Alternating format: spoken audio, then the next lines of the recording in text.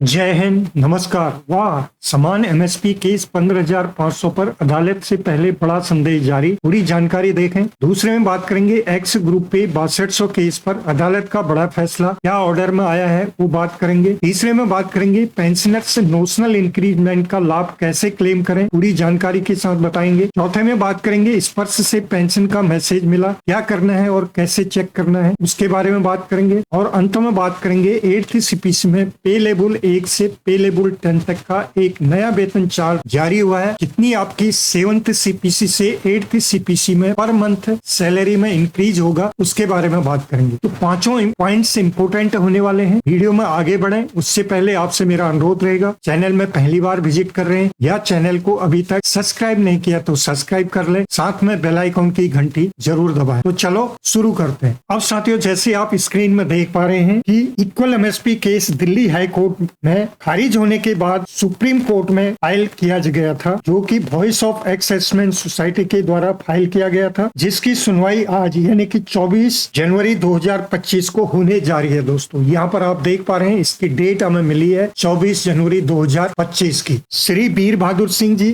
जो कि कोऑर्डिनेटर है voice of ex serviceman society के, और ये case voice of ex serviceman society के द्वारा ही लड़ा जा रहा है। उन्होंने क्या संदेश दिया है उसको एक बार सुन लें। जय हिंद, मैं Veer Bahadur Singh, national coordinator voice of ex serviceman society and chairman united front of ex serviceman. मैं भारत के सभी पूर्व सैनिकों को ये सूचना दे दूं कि equal rate of military service पे के संबंध में हमने जो एसएलपी सुप्रीम कोर्ट में फाइल किया था, कल माननीय सुप्रीम कोर्ट में उसकी एडमिशन के लिए सुनवाई है। आइटम नंबर 17 पे लिस्टेड है।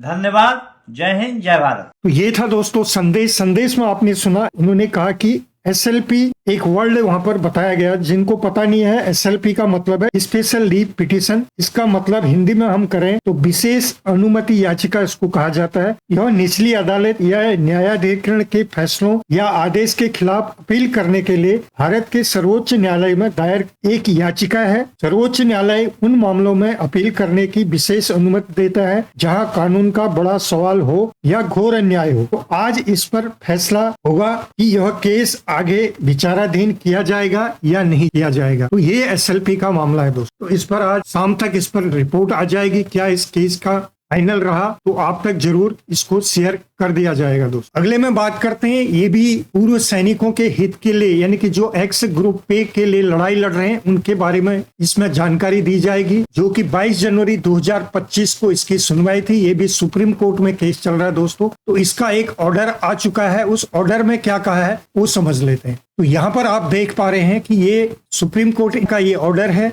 जिसमें पिटिशनर्स सुशील कुमार चौधरी एंड वार्स वर्सेस जो रिस्पोंडेंट है union of India and others. इसमें आगे ऑर्डर में क्या कहा गया है वो इम्पोर्टेंट है, वो हम समझ लेते हैं, जो कि यहाँ पर इस पर बताया गया है। इस ऑर्डर में ये कहा गया दोस्तों, न्यायालय ने याचिकाकर्ता की विलंब माफी की याचिका स्वीकार कर ली, यानी कि इसमें जो विलंब हुआ था याचिका दायर करने में उसकी याचिका को उन्होंने स्वीकार कर लिया है। इसके परिणाम स्वरूप जो विलंब को माफ कर दिया गया है, यानी कि जो लेट इसमें सबमिट किया था उसको माफ कर दिया और इसमें तुरंत नोटिस जारी करने के लिए यहाँ पर कहा गया है। अब इसमें रिस्पोंडेंट जो भारत सरकार की तरफ से थे, श्री मनोज कुमार मौर्य जो एडवोकेट है, उनकी उपस्थिति यहाँ पर दर्ज कराएगी। और वकालतनामा दाखिल करने का समय प्रतिवादी यानी कि रिस्पोंडेंट को वकालतनामा दाखिल करने के लिए 4 सप्ताह का समय दिया गया है। और आगे इसमें जो रिस्पोंडेंट थे उनका जो एफिडेविट है, वकील ने अदालत को सूचित किया कि रिस्पोंडेंट नंबर 1 की ओर से कोई काउंटर हल्फनामा दाखिल नहीं किया जाएगा। अदालत ने इसे रिकॉर्ड पर ले लिया है। अगली सुनवाई की तिथि यहाँ पर जारी कर दी दोस्तों, जो कि 21 फरवरी 2025 को इस पर फिर से सुनवाई होगी। तो क्या इसमें फैसला आएगा वो भी आपके साथ शेयर कर दिया जाएगा। अगले में बात कर लेते हैं दोस्तों,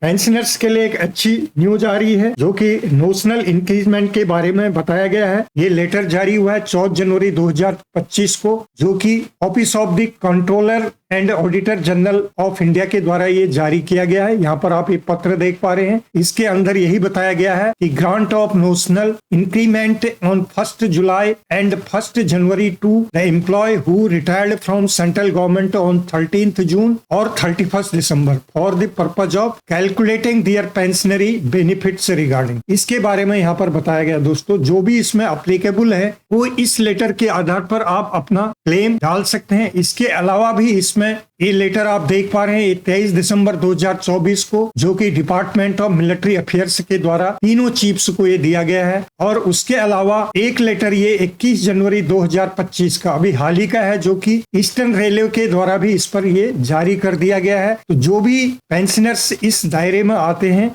उनको तुरंत क्लेम के लिए अपना सीपी ग्राम और रिकॉर्ड्स में संपर्क करें और इसका क्लेम का फायदा आप उठाएं दोस्तों। अगले में बात कर लेते हैं दोस्तों, जनवरी महीने के जो पेंशन आपकी कब क्रेडिट होगी, इस पर से मैसेज आने शुरू होगी, जो कि आप यहाँ पर देख पा रहे हैं। 31 जनवरी 2025 को आपकी पेंशन आपके खाते में क्रेडिट हो जाएगी, ऐसा मैसेज सभी को आया है। कुछ लोगों को मैसेज मिल चुके हैं, कुछ को अभी लगातार मिलते जा रहे हैं, लेकिन जिसको नहीं भी मिले तो मैसेज की कोई चिंता न करें, आपको बिल्कुल पेंशन आएगी। लेकिन आपने एक चीज चेक करना है, अपना स्पर्श में लॉगिन करके आप देखें कि आपका जो लाइफ सर्टिफिकेट वो अपडेशन हो गया है या नहीं। जिसने भी लाइफ सर्टिफिकेट सबमिट किया गया है उसमें अपडेशन डेट यानी कि आपका लाइफ सर्टिफिकेट अपडेट हुआ या नहीं हुआ वो देखना बहुत जरूरी है दोस्तों, नहीं तो आगे आपकी पेंशन में बाधा आ सकती है। तो ये बहुत ध्यान से इसको चेक करें, और यदि मैसेज नहीं भी मिला है तो आपकी पेंशन 31 जनवरी 2025 आपके खाते में आ जाएगी। अगली अपडेट में बात करेंगे दोस्तों 8th CPC के बाद अब फिटमेंट फैक्टर के बारे में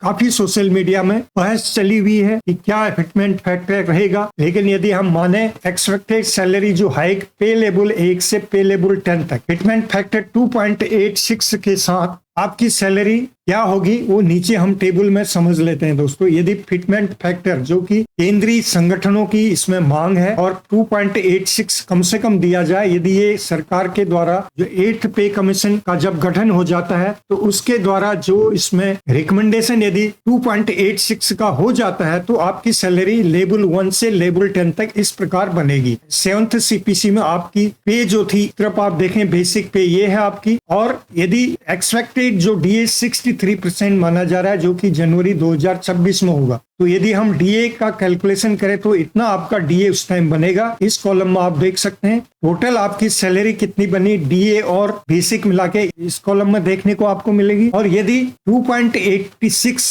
8th CPC में फिटमेंट फैक्टर आपको मिलता है तो आपकी न्यू बेसिक यहाँ पर हो जाएगी। और यदि हम बात करें 7th CPC से 8th CPC में कितनी आपकी सैलरी में बढ़त होगी तो वो आप इस कॉलम में देख सकते हैं। तो जहां पर भी जिस लेवल में आपका बेसिक पे आता है उस लेवल में आप यहाँ पर देखें कि कितनी आपकी बढ़त होगी 7th CPC से 8th CPC तक। तो ये एक्सपेक्टेड है दोस्तों, ये अभी फाइनल नहीं है कि फिटमेंट फैक्टर आपका कितना रहेगा, वो आने वाले समय में निर्भर करेगा दोस्तों। तो ये थी आज की जानकारी ठीक लगी तो वीडियो को लाइक शेयर करें। फिर मिलते हैं किसी अन्य अपडेट में, तब तक के लिए जय हिंद जय भारत।